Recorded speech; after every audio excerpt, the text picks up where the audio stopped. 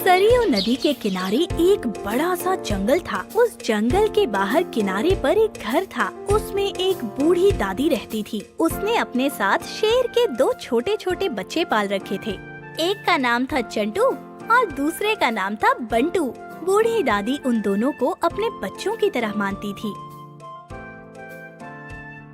चंटू, बंटू, चलो बेटा जल्दी से आ जाओ, खाना खा लो बेटा। मैं तुम्हारे लिए खाना लेके आई हूँ। चलो चलो जल्दी आओ।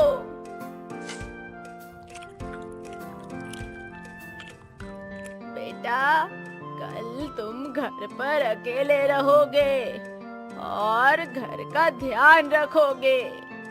दादी, आप कहीं बाहर जा रही हो? हाँ बेटा, कल दिवाली है, इसलिए मैं अपने भाई से मिलने पड़ोस के गांव में जा रही हूँ। परसों तक वापस आ जाऊंगी। दादी, हम भी आपके साथ चलते हैं। नहीं बेटा, तुम चलोगे तो घर का ध्यान कौन रखेगा? हाँ, सो तो है, लेकिन दादी जल्दी वापस आना, तुम्हारे बिना हमें अच्छा नहीं लगेगा।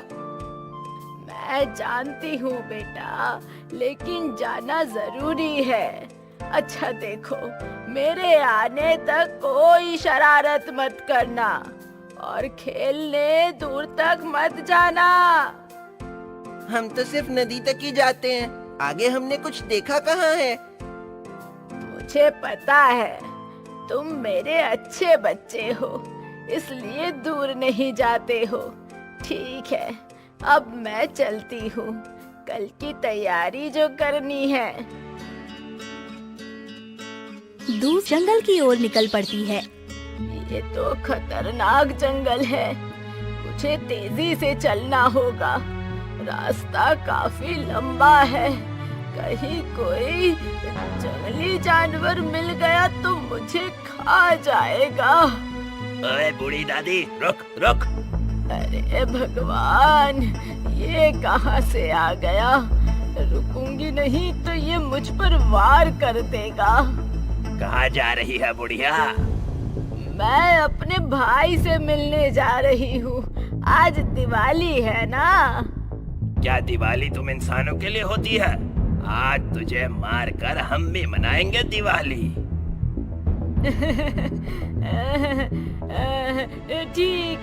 ठीक है, मेरा भोजन बना लेना। पहले मेरी एक बात का जवाब दो। बोल दादी, जल्दी से बोल, जल्दी बोल, मेरे पास फालतू बातों के लिए वक्त नहीं है। हाँ, तो मुझे जल्दी से बता कि इस जंगल का राजा कौन है? शेर सिंह। अच्छा, तो अब जल्दी से ये भी बता दे कि मुझ पर पहले राजा का हक होता है या तुम्हारा? क्या तुम जंगल के नियम नहीं जानते हो? बात तुम्हारी सही है, तुम्हें खाने का पहला हक शेर सिंह का ही है। देखो भाई, निराश मत हो, मैं शेर सिंह से पूछ लेती हूँ। अगर वो मुझे खाने को ना कहे तो तुम मुझे अपने परिवार का भोजन बना लेना। मैं खुद ही चलकर तुम्हारे पास आ जाऊंगी, ठीक है? ठीक है दादी। बाल बाल बच गई आज तो। इस तरह से चीते को अपनी बातों में उलझाकर बूढ़ी दादी जंगल में चलते चलते आगे निकल जाती है। वाह वाह, क्या बात है, बहुत दिनों बाद आज इंसान देखा है। आज तो मीठा मीठा गोश्त मिलेगा। इस बुढ़िया को तो मैं कच्चा चबा जाऊंगा। ओ बूढ़ी दादी, जरा इधर तो आओ। अरे बाप रे, ये भालू कहाँ से आ गया? अरे भालू भैया, आप यहाँ बैठे हैं, मुझे तो पता ही नहीं था। बोलिए, कैसे हैं आप? ठीक नहीं हूँ, तुम्हें चबाने के बाद बिल्कुल ठीक हो जाऊंगा। तुम्हारा गोश्त ही मेरी दवाई है। अरे भालू भैया, ऐसी बात है तो मैं तुम्हारी दवाई बनने को तैयार हूँ। मेरा मतलब है तुम मुझे खा सकते हो। अरे वाह, फिर चलो, नेक काम में देरी किस बात की। अरे बाबा चलती हूँ, थोड़ा सब्र करो। मुझे खाने से पहले एक बार पूछ तो लो कि मैं कहाँ जा रही हूँ। हाँ हाँ, जल्दी बोलो, कहाँ जा रही हो? मेरे मुंह में पानी आ रहा है। अरे भैया, मैं शेर सिंह के पास जा रही हूँ। दरअसल मैं उसका शिकार हूँ। अब बोलो, अब भी तुम मुझे खाना चाहोगे? क्या तुम राजा शेर सिंह का शिकार हो? तो क्या भैया मैं चलूं? हाँ हाँ, जाओ, मगर मेरी एक बात याद रखना, अगर शेर सिंह ने तुम्हें नहीं खाया तो तुम लौट कर आओगी, तब मैं तुम्हें खा जाऊंगा। ठीक है भालू भैया। इस तरह भालू को भी अपनी बातों में उलझाकर बूढ़ी दादी आधे से ज्यादा जंगल भी पार कर लेती है। 2 से तो बच गई, आधे से ज्यादा रास्ता भी पार हो गया। अब कोई ना मिले तो अच्छा है, मैं सुरक्षित पहुंच जाऊं बस। अरे बाप रे, जिसका नाम लेकर सबको डर दिखा रही थी वही सामने आ गया। अब क्या करूं? ए बुढ़िया, क्या हुआ? पता चल गया कि आज मैं तुझे खा जाऊंगा। आज बड़े दिनों बाद इंसान का गोश्त खाऊंगा, बड़ा मजा आएगा। मुझ पर दया करो शेर सिंह जी, आप राजा होकर मुझ बुढ़िया को खाओगे, ये आपको शोभा नहीं देता। मैं इस जंगल के जानवरों का राजा हूँ, इंसानों का नहीं। इंसान को खाने में मुझे बहुत मजा आता है। ठीक है, आप मुझे शौक से खा लो, पर मेरी आखिरी इच्छा पूरी करोगे? हाँ बोल, जरूर पूरी करूंगा। आखिरी इच्छा तो सबकी पूरी होती है, जल्दी बोल बुढ़िया। आज दिवाली का दिन है, इसलिए मैं अपने भाई से मिलने जा रही हूँ। जब मैं मिलकर वापस आ जाऊँ तब आप मुझे खा लेना, यही मेरी आखिरी इच्छा है। ठीक है, जाओ और जल्दी से वापस आओ, मैं यहीं बैठकर तुम्हारा इंतजार करूंगा। शुक्रिया। इस तरह से शेर सिंह को बेवकूफ बनाकर बूढ़ी दादी वहाँ से निकल जाती है। थोड़ा चलते ही गांव आ जाता है। बूढ़ी दादी घर तक पहुँचती है। आओ बहन आओ, हाँ भैया। आओ बहन, अंदर चलते हैं।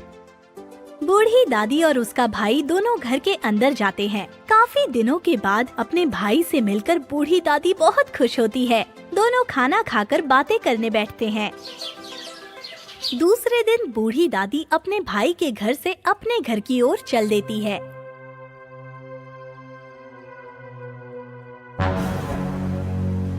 अरे बाप रे, शेर सिंह अभी भी यही बैठा है। मैं यहाँ से निकल गई तो समझो घर पहुँच गई। लगता है शेर सिंह सोया हुआ है। मैं दबे पाँव यहाँ से निकल जाती हूँ। ए बुढ़िया, रुक जा, तेरी दावत मनाने के चक्कर में मैं कल से भूखा ही बैठा हूँ और तू यहाँ से भाग जाने की सोच रही है। रुक जा। अंधेरे में तीर मारती हूँ। हे भगवान, तीर निशाने पर लग जाए बस। क्या रे बुढ़िया, अपने आप को शानी समझती है? ये शेर सिंह है, शेर सिंह को कोई बेवकूफ नहीं बना सकता, समझे? अरे शेर सिंह जी, ये आप क्या बोल रहे हो? मैंने ऐसा बिल्कुल नहीं सोचा है। मैंने आपको देखा ही नहीं था। मैं भला आपसे वादा करके क्यों भागूं? ठीक है, तो अब मरने के लिए तैयार हो जा। मैं तैयार हूँ जहाँपनाह, मगर मरने से पहले आपसे एक जरूरी बात करना चाहती हूँ। जरूरी बात? जल्दी बता। आपके परिवार में कितने सदस्य हैं? हम 2 मियाँ बीवी। बच्चे नहीं हैं? भगवान की कृपा से मेरे 2 बच्चे थे, लेकिन कुछ महीने पहले पता नहीं कहाँ चले गए। मैं आपको आपके बच्चों से मिलवा दूँ तो? सच में? मेरे बच्चे? कहाँ है मेरे बच्चे? इसको चंटू बंटू को दिखाती हूँ, चाहे इसके बच्चे हो ना हो, अभी तो खतरा टल जाएगा। क्या सोच रही है बुढ़िया?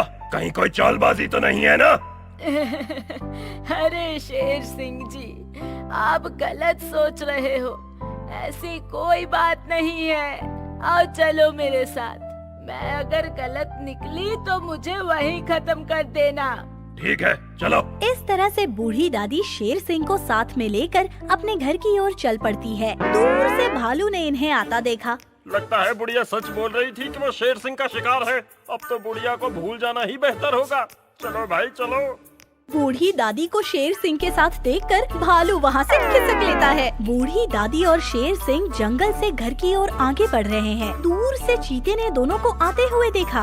ओह माय गॉड, बुढ़िया सिंघम के साथ।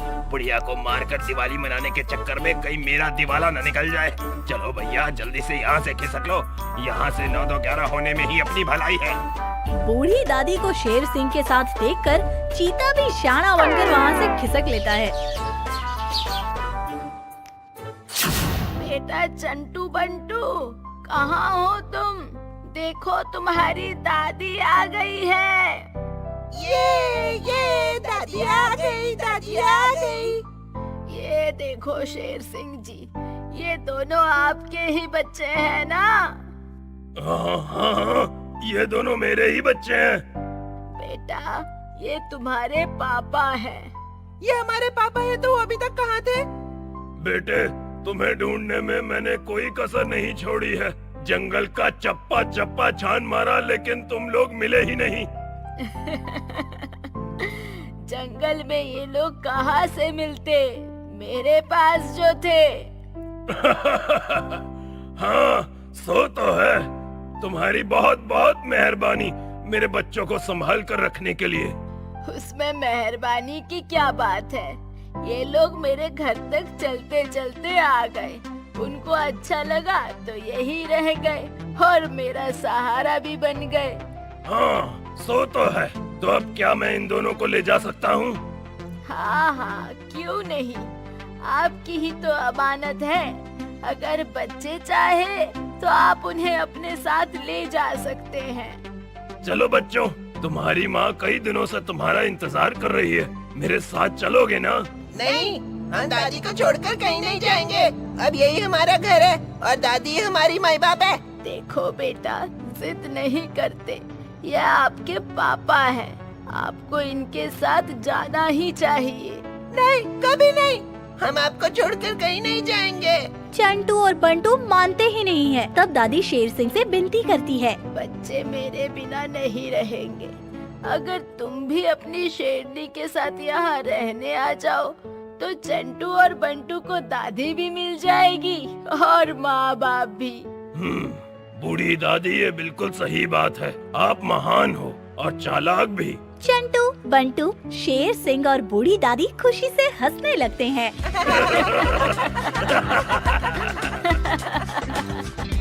अब शेर सिंह और उसका पूरा परिवार बूढ़ी दादी के साथ रहता है। सब लोग काफी खुश हैं। इस तरह से बूढ़ी दादी ने दिमाग का इस्तेमाल करके न सिर्फ अपनी जान बचाई, बल्कि चंटू और बंटू को अपने माँ बाप से भी मिलवाया। तो दोस्तों, कैसी लगी आपको बूढ़ी दादी और शेर सिंह की कहानी? अगर आपको ये वीडियो पसंद आया हो तो हमारे चैनल को जरूर सब्सक्राइब कीजिए और हाँ, वीडियो को शेयर और लाइक करना मत भूलना। धन्यवाद।